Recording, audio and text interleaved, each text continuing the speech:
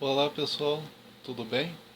Hoje nós vamos falar sobre essa obra aqui, Os Sofrimentos do Jovem Werther, escrito pelo grande escritor alemão Goethe, né?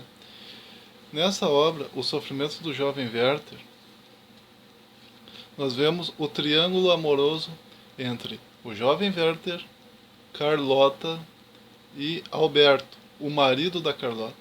O que acontece? O jovem Werther ele se muda para uma determinada localidade, né? Mais tarde, ele acaba conhecendo Carlota. Naquela época, Carlota era uma moça que era, digamos assim, noiva, né? Noiva de um homem chamado Alberto. E os dois se apaixonam. Na verdade, o jovem Werther se apaixona por ela, mas não se sabe, de alguma maneira, se ela também se apaixonou por ele. Em alguns momentos, aparece na obra a ideia de que ela de fato gostou do jovem Werther. A Carlota de fato gostou do jovem Werther.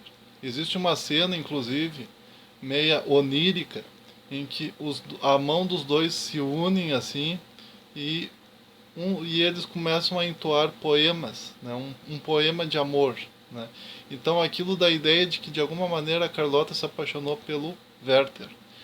Mas, em alguns outros momentos, a Carlota parece se afastar do jovem Werther. Ela se afasta, ela não dá muita bola para ele, não. Então é interessante que, em determinado momento, o jovem Werther descobre que a Carlota se casou. Né? Em determinado momento, a Carlota se casa com Alberto. Né? E o jovem Werther descobre, né? Porque o Alberto envia uma carta para o jovem Werther, né? Porque em determinado momento o jovem Werther ele começa a ter uma relação de amizade com o Alberto, o marido da Carlota. Mas essa relação de amizade entre o Alberto e o jovem Werther é uma relação de amizade que o jovem Werther estabelece só para se aproximar mais da Carlota, para ter mais acesso à casa onde Carlota vivia e tentar uma aproximação, né? Porque ele amava de fato ela. Mas ele acaba desenvolvendo uma amizade bacana com o marido da Carlota, que é o Alberto. O que acontece? Em determinado momento, não aguentando aquela situação, né, ele pede, né, emprestado armas, né, pro Alberto. O Alberto, né, achando que o jovem Werther ia caçar ou alguma outra coisa semelhante, né, empresta as armas dele pro jovem Werther. E o que o jovem Werther faz? Pega a arma, né, e dá um tiro nele mesmo, né, cometendo dessa maneira suicídio. Né. Em determinado e no final a gente vê, né, a Carlota se emocionando, chorando, desmaiando, enfim. Essa obra, Os Sofrimentos do Jovem Werther, ela é uma obra epistolar. O que significa uma obra epistolar? Uma obra epistolar significa que é uma obra dividida em cartas. O jovem Werther envia cartas ao amigo dele, né, que uh, mora a uma grande distância dali. Por quê? Porque o jovem Werther ele antes morava com um determinado amigo e aí ele sai, né, de perto do amigo e vai morar numa outra localidade. E é lá nessa outra localidade que ele conhece a Carlota. Então ele fica mandando, né, cartas para esse amigo, né, falando que ele conheceu a Carlota, dando detalhes, falando do marido da Carlota, do Alberto, dando detalhes dele. Em determinado momento, inclusive, o jovem Werther ele arruma um emprego, né, porque o jovem Werther, sendo um homem de posses, ele não precisava de emprego. Então a vida naquela época de uma pessoa de posses era simplesmente ler livros, caçar, ir a restaurantes finos, ter reuniões familiares, enfim, essa era a vida. E em determinado momento o jovem Werther arruma um emprego, né, vai trabalhar só para tentar manter a mente longe da Carlota. E então, em determinado momento, depois de aturar o chefe dele, né, falando com ele e aturar aquelas situações burocráticas e tal, ele acaba se afastando do emprego e ele diz em uma de suas cartas: eu não nasci para trabalhar. Essa é a conclusão que o jovem Werther chega. Eu não nasci para trabalhar. Então, o que que acontece? Essas cartas, pessoal, que o jovem Werther manda, elas são cartas em que aparece o título de cada carta é na verdade uma data. Por exemplo, tem a carta do dia 28 de agosto, tem a carta do dia 3 de setembro, tem a carta do dia 10 de setembro, tem a carta do dia 20 de outubro. E o livro ele é dividido em duas partes, né? Cada capítulo é na verdade uma carta e não recebe o nome de capítulo, né? Aparece apenas as datas, né, da carta, aparece apenas a data da carta. E o livro mesmo ele é dividido em duas seções, em duas partes, e nas duas partes existem cartas, né? O que acontece é que depois, né, depois que uma grande parte da Europa, né, leu essa obra, Os Sofrimentos do Jovem Werther, em que o personagem principal se suicida, houve uma gigantesca onda de suicídios na Europa em virtude dessa carta, né? Lembrando que esse romance aqui, Os Sofrimentos do Jovem Werther, é considerado o romance áureo, né, do romantismo, né, na Europa. Então, quer dizer, é uma obra interessantíssima, uma obra histórica, uma obra fascinante, uma obra importantíssima, né, da gente ler. Não é apenas uma obra que você tem que ler por obrigação, não. É uma obra fascinante, né? É uma obra em que aparece o amor platônico, né? Aquela questão do o indivíduo que deseja se relacionar com uma mulher, mas a mulher já é casada, né, ou então pertence a uma classe mais elevada do que ele, e daí ele não pode se casar com ela. Nesse caso, não se trata de diferença de classe, né? De fato, a Carlota pertencia à mesma classe social do jovem Werther. O que acontece é que, como ela era noiva e posteriormente se casou, havia esse impedimento social dele e dela se casarem, né? E o fato dela não abrir mão do noivo, né, faz com que de alguma maneira o jovem Werther entre numa espécie de desespero, porque se ela amava mesmo ele, por que que ela acabou se relacionando, acabou se casando com aquele que já era noivo dela? Por que que ela não largou o noivado e não foi se casar com o jovem Werther? Então, quer dizer, é uma coisa muito interessante assim essa obra, é uma obra de fato muito interessante, que vale a pena ser lida, ser analisada. Alguns estudiosos dizem que essa obra é baseada em fatos reais, ou seja, de fato, o autor dessa obra, o Goethe, né, ele era de alguma maneira apaixonado por uma mulher que era a mulher do amigo dele, né?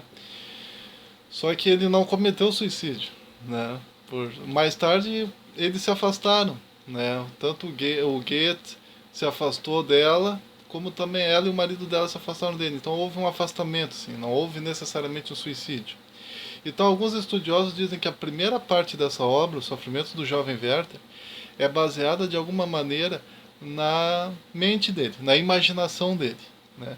Só que a segunda parte, que é de fato a parte em que aparecem as cartas se aproximando do suicídio e no final culmina com o próprio suicídio do jovem Werther, trata-se de alguma maneira de tendo como uma base a própria vida do Goethe, né, do autor Goethe, né?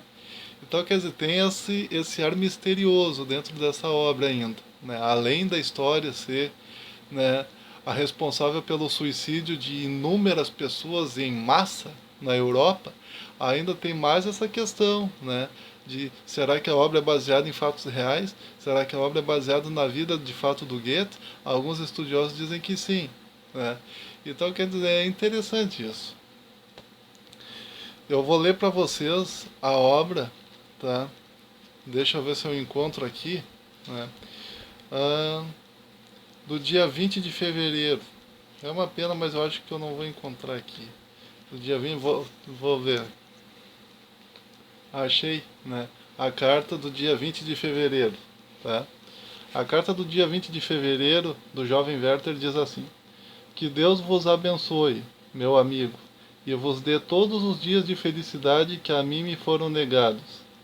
Agradeço-te, Alberto, o fato de teres me enganado, Esperava a participação que devia informar-me o dia do vosso casamento, e prometer a mim mesmo arrancar da parede com solenidade o retrato de Carlota, quando isso acontecesse, e enterrá-lo no meio de outros papéis. Eis-vos unidos, e a imagem dela ainda aqui. Aqui ficará. E por que não? Não está o meu retrato também em vossa casa? Não estou eu também, sem te fazer mal no coração de Carlota?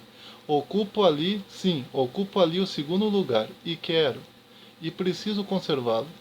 Oh, ficaria furioso se ela fosse capaz de esquecer tudo. Alberto, essa ideia contém o inferno.